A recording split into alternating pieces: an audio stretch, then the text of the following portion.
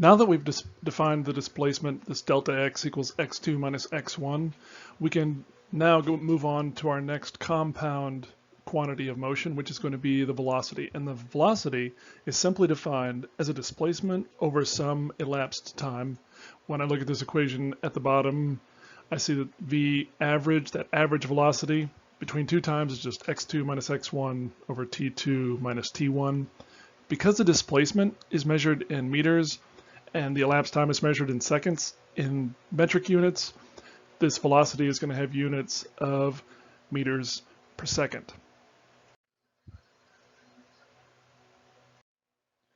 Here we can do a simple example and get some numbers out of this. So having defined my average velocity as a displacement over an elapsed time, I see that I have some drag racer, this car, and it's going to begin here at some initial position at t equals 1.0 seconds. And notice that on this single x-axis, this starting position is marked out as x1 equals 19 meters. After a certain amount of time has passed, T2 has moved on to 4 seconds. The drag racer has moved from left to right, and so its new position x2 is going to be 277 meters. So you have x2, our final position, x1, our initial position, so you can calculate the displacement.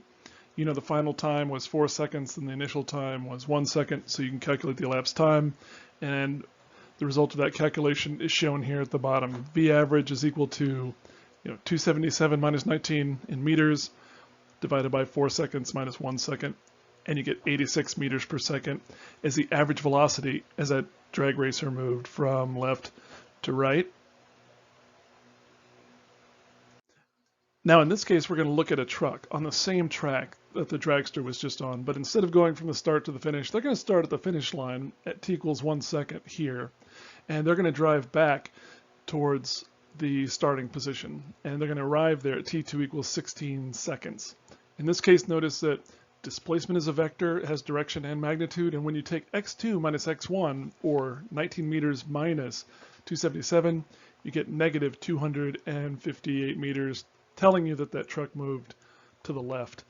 The time is a little bit longer in this case. T2 is 16 seconds, T1 is 6 seconds, and when you do a calculation for that average velocity, you find that you get this value minus 26 meters per second. So again, minus tells you that it moved to the left. You see 26 meters per second is less of a magnitude than the drag racer had, so the truck obviously moved slower. So when you're calculating a velocity or displacement, you get positive or negative values depending on direction. Here what we see is that we have graphed out the position as a function of time, this blue line. And if we want to find out that average velocity between point A here, which occurs at t1 and x1, and then this event, I would say B at t2, where you've moved to x2, the way you calculate that average velocity is you calculate delta x divided by delta t, and we notice that in this graph, that line drawn between events A and B, the slope of that line is going to be our average velocity, or you have this rise over run. So just think of that. Average velocity between two positions is going to be the slope of that line connecting the 2 points if you're graphing out position versus time. Now we know when we talk about velocity, calculating an average velocity is fine, but we have a velocity at any given instant. And when you're driving and you look at your dashboard, you're going to see a speed on the speedometer, and you're going to know which direction you're going, and the combination of those two is your velocity.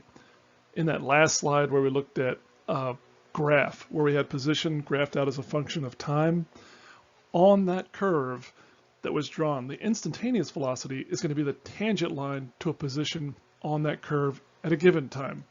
And so the way we're going to express that in an equation is this. We're going to say v sub x, the instantaneous velocity, is just the limit as delta t goes to 0 of delta x over delta t. And we're going to have a slide to explain what this means a little more succinctly. The units of this, again, just like our velocity before, it's a displacement measured in meters divided by an elapsed time in seconds. So our units are going to be meters per second. Now here we've drawn that same sloped line, this blue line that shows you the position as a function of time. Between A and B, we could draw this green line here, and that would give us that average velocity. But remember, at this point, we're trying to talk about the instantaneous velocity. And if we want to know that instantaneous velocity at A, we can draw this slope from A to B here and calculate what the velocity is, or the average velocity over that interval. But we could also take a point closer to A, this point B, and draw a line, this green line here between A and B, calculate the slope of that line, and get a value for that average velocity between A and B prime. And you notice that the slopes of those two lines are not the same.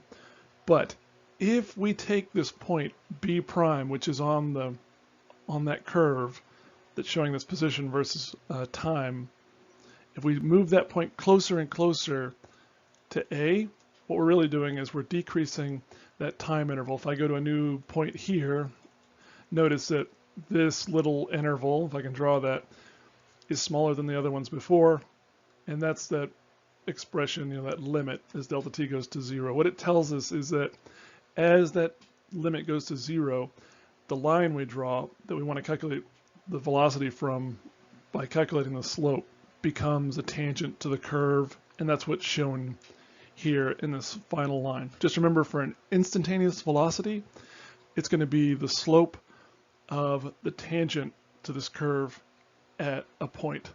Now, we're not going to do calculations of these instantaneous velocities. We just want to know that instantaneous velocity does exist, and we're going to use that in other calculations that we perform.